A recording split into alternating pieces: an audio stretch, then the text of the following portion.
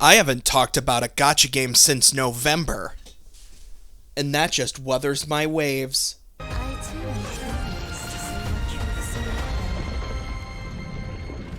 The world is trying to wean me off my bullshit, but the key to a happy life is to ignore all that nonsense. I've played a lot of gacha games because I enjoy them, and they're awful, and I'll never recommend them to anybody because I can't.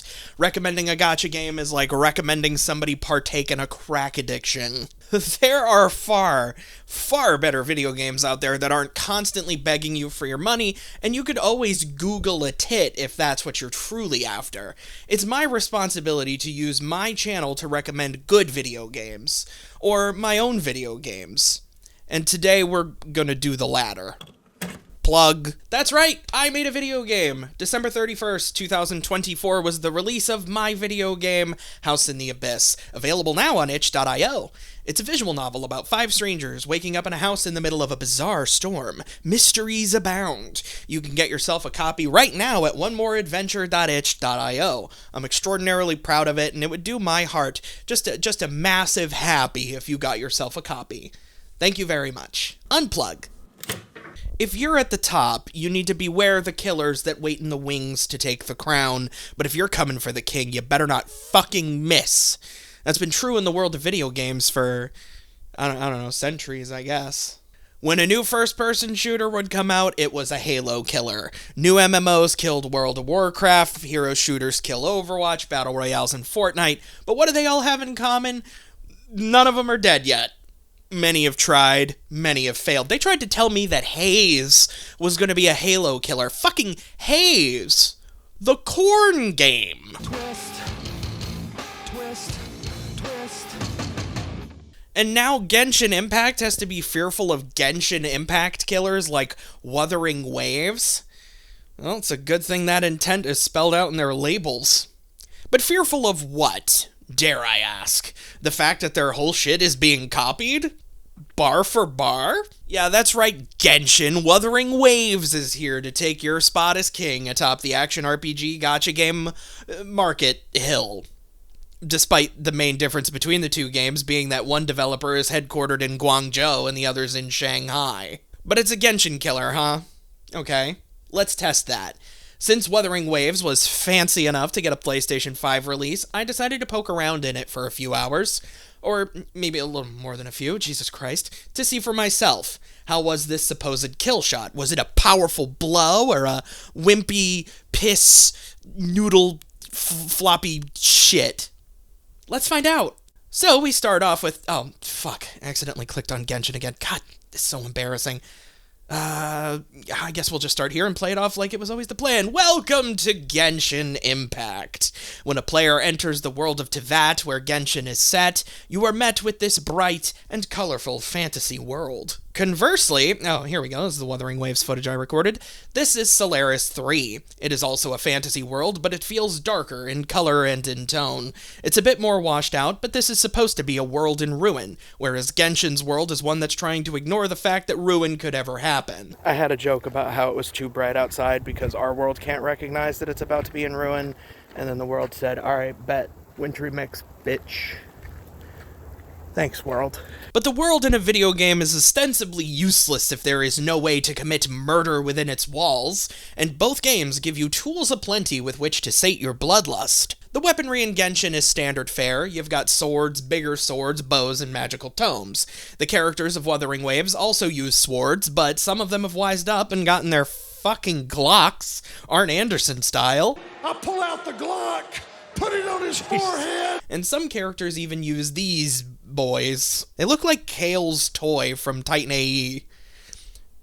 For those of you who need a timely and obvious point of reference. But sure, worlds and weapons, that shit is all gravy cake, but most important for this type of game is going to be the people that interact with those things. And that starts with your player avatar.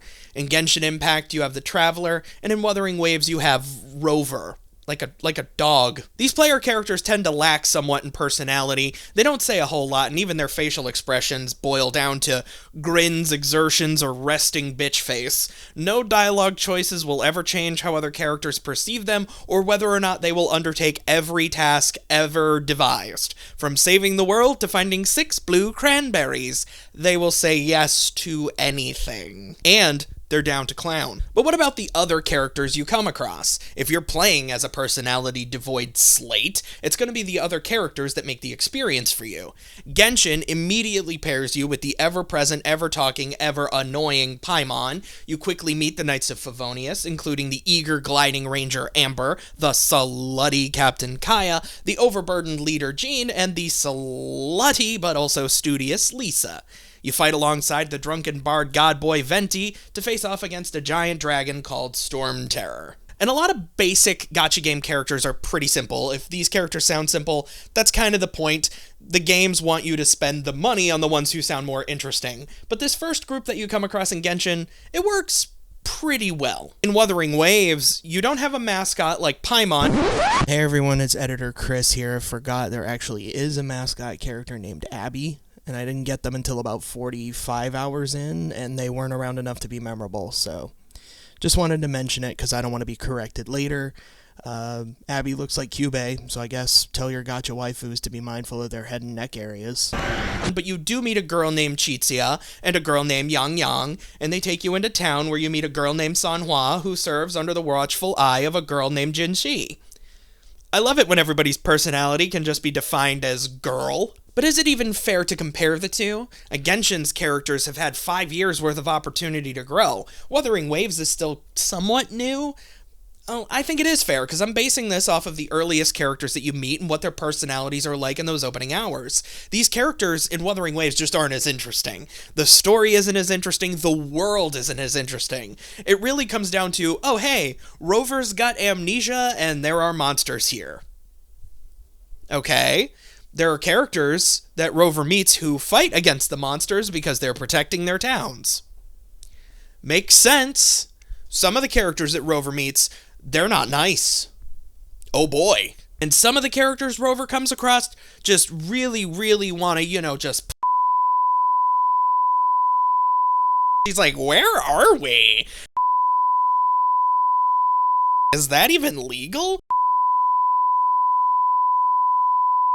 And what's a little butt stuff between arch enemies? What a bunch of sluts. This world just has nothing for me. It's a massive open world, and there's a big city with people in it, and it reminds me a lot of Mondstadt, which is the first major town you arrive at in Genshin, but it just doesn't have the same recognizable landmarks. The overall world design of Wuthering Waves just has no flow. Even Genshin's wildest locations feel like there's some through line to them. You feel like it all belongs in the same world, whereas Wuthering Waves feels like it's a bunch of unrelated biomes bereft of life. So what kept me playing it? To have put such a gawkingly awful amount of hours into a game, something had to keep me going in it, right? Well, yeah, 2 things. The gameplay and the onboarding, and I have to admit, both of these things are solely in comparison to Genshin Impact, not real video games that care about your experience more than what's in your wallet, Capital One style. Now, if you've played Genshin Impact at all, and I imagine you have, because there's only 2 reasons to play Wuthering Waves, and that's you're either angry at Genshin Impact for being stingy, or you're making a video comparing it to Genshin Impact. So if you've played Genshin Impact, you're going to feel right at home in Wuthering Waves. The game works essentially the exact same way from an overall standpoint, traversing the world, interacting with it, collecting items, leveling up characters, activating the gacha, using materials, fucking menu functionality. It is all the same, down to the amounts, because apparently 160 is the industry standard number of Disney bucks required to do a pull of a gacha. This is like a gacha game metric system or something. Where's the Imperial gacha game that comes along that creates a whole new system that only 2 games follow? With so much of Wuthering Waves being the same as Genshin, the thing I found myself enjoying the most were the changes it makes, most notably in the combat. There is a higher focus on dodge parrying. If the player hits the dash button at the right time, a dodge animation will play and the player can get in some more powerful attacks. Also, special attacks are on a cooldown system as opposed to an energy buildup, which I also like a lot more. It makes the longer fights feel a little bit more exciting because when you're up against an annoying damage sponge-ass enemy, at least there's going to be some relief in seeing different attack combos more frequently. Wuthering Waves also allows for more verticality in its combat than Genshin does. Rover and their fucking band of horn dogs jump higher than the gravitationally challenged rubes of Genshin. They can air dash, and attacks from vertical positions feel less stiff than they do in Genshin, so I like that as well. I also mentioned onboarding, which makes me feel like a gross square to say. Yeah, the best part of this game is filling out your 1099 form. And this might not be a fair comparison, but I did start a new account in Genshin Impact last year, so I was technically a new player, but the game had already been out for years when I started it up again. I started Wuthering Waves the day of its PlayStation 5 release.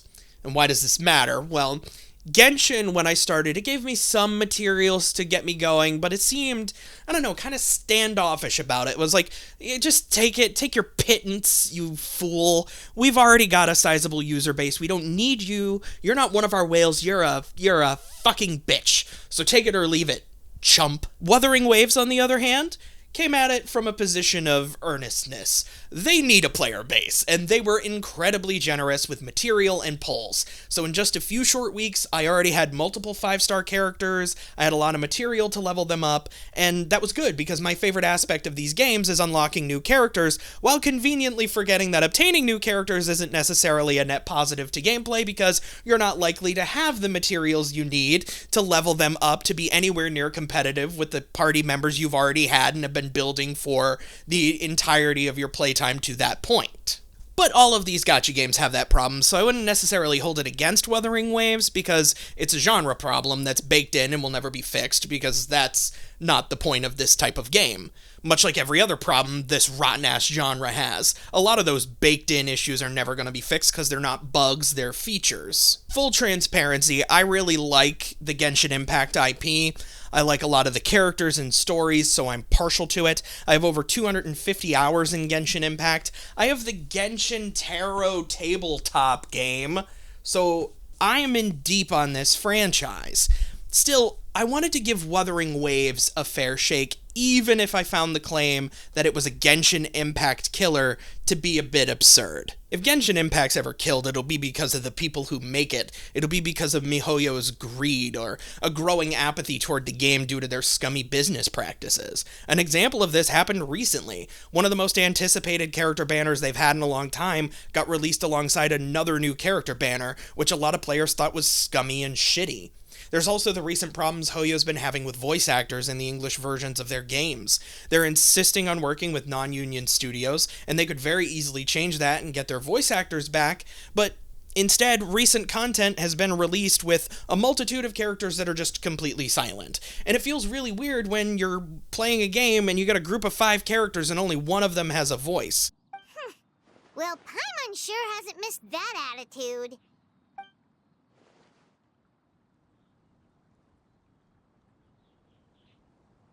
And it doesn't help that a lot of the in-engine animations during these dialogue scenes are the same ones that have been there since the very beginning.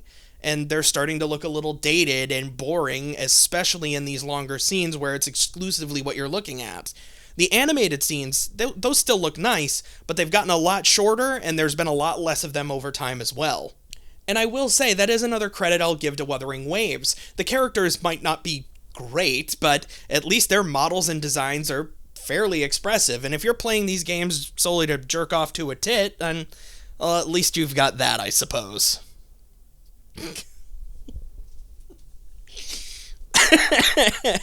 I shouldn't say that. In fact, I shouldn't have said any of this, because it feels like it was a profound waste of my time. I'm not going to be sticking with Wuthering Waves long term. In fact, my plan was to just play through the amount of story that's been released to this point and put it on the shelf forever. But instead, I got to a point where leveling up the characters felt like more of a chore, and the fights are getting longer and longer due to the enemies being more like damage sponges the more you level up, which is another baked-in feature bug of these games. So if I'm gonna be annoyed with a gacha game, why wouldn't I just stick with the one that already has the characters and stories that I already like? I feel like Wuthering Waves did come out of the gate strong by giving players a lot of materials and a lot of potential for pulls. Zenless Zone Zero did the same thing when it was released, because it didn't want to feel like it was the shitty little brother that was trying as hard as possible that nobody would care about because it was going to grow up to do nothing.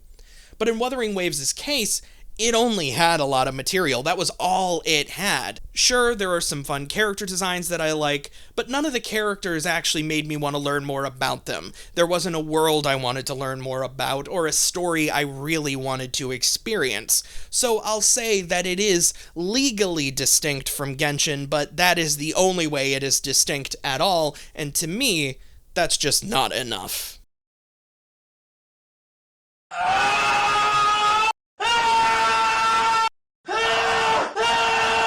Thank you so much for watching this video. I hope you enjoyed it. If you did, good. Subscribe. I'm trying to get past 1,000 subscribers. I never thought we'd get this close, to be honest.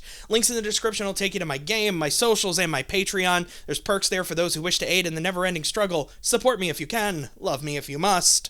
Have a great rest of your day.